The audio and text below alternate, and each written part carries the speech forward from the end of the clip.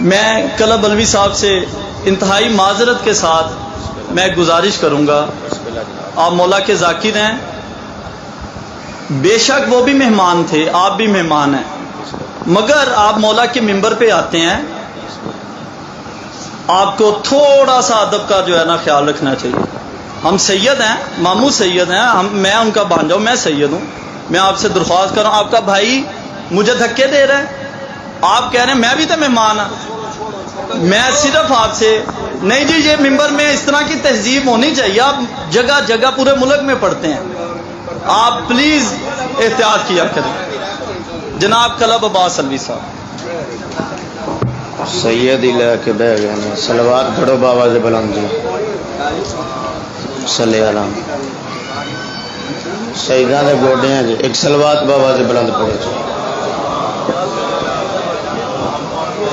آرام نال شاہ بہو مہمان ہو تسی، تواڈی میری کیڑا کاند ساجی ہے، میں بھی مہمان ہاں، تسی ممبر تے کھلو کے ساریاں گلاں کر دیتیاں کی میں کر رہا سی یار، سمجھاؤ انہاں نو، صلوات پڑھو بابا سے بلند جی، میری تواڈی کاند سانجی ہے۔ ویکھو جی سید آئے نے، میں سارے دے گوڈی ہاتھ لایا، انہاں دے چاندی نکلدی ہے گوڈیاں چوں، سید سمجھے ہاتھ لایا کہ سارے سیدوں سر تے چڑھے رہن، کوئی ادب حیا ہوندا یار، اسی سجداں دے نوکر ہاں، صلوات پڑھو بابا سے بلند جی۔ اللہم صلی علی محمد و آل محمد۔ بسم اللہ، نعرہ تکبیر۔ اس کو نہیں پڑھنے دینا، پڑھو جڑا سید دی احترام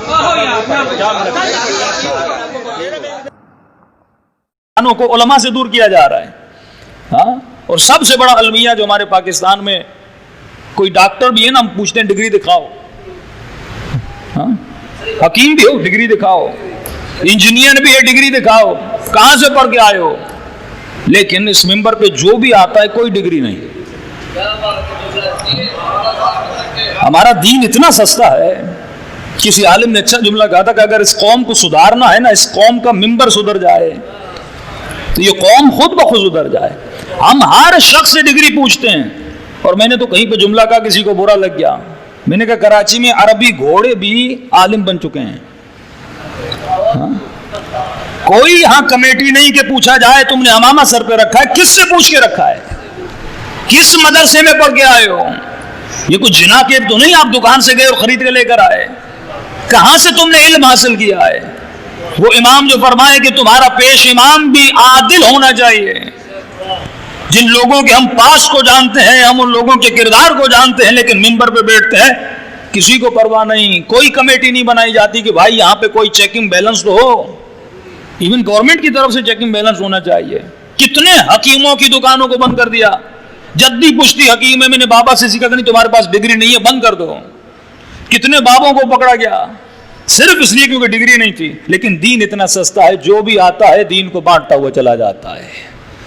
اسی چیز کو روکنے کے لیے حسین ابن علی نے کربلا میں قیام کیا کہ ہر بندہ ممبر رسول پہ نہیں بیٹھ سکتا، ہر بندہ خلیفہ رسول خدا نہیں بن سکتا، تمہارے حسب کا پتہ ہونا چاہیے، نسب کا پتہ ہونا چاہیے، عمل کا پتہ ہونا چاہیے، جب تک تمہارے وجود میں ورع اور تقوی نہیں ہے۔ لیکن کیوں؟ کیونکہ میری زندگی میں دین کی اہمیت نہیں ہے۔